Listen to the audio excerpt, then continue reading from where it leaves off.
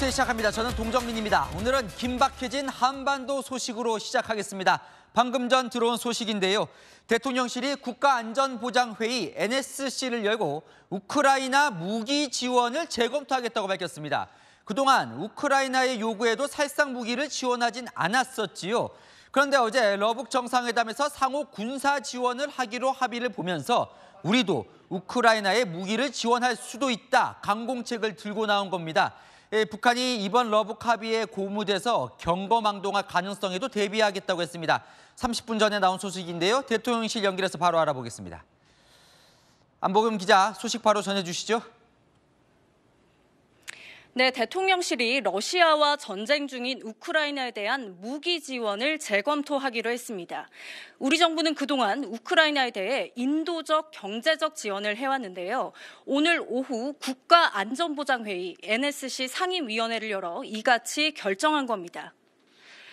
북한과 러시아는 정상회담을 계기로 무력 침공을 받아 전쟁 상태에 처하게 되는 경우 지체 없이 군사적 원조를 제공한다는 조약을 맺었다고 오늘 공개했는데요.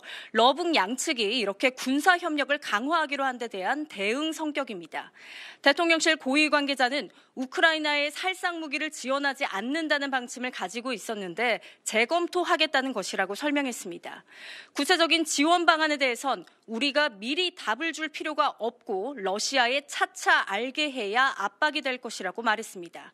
이 같은 내용이 대통령에게 보고됐다는 점도 이 관계자는 강조했습니다.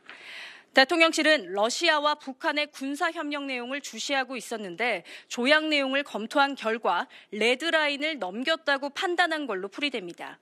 대통령실은 이와 함께 러시아에 대한 수출 통제 품목도 1,402개로 늘리는 등 제재도 강화하기로 했습니다.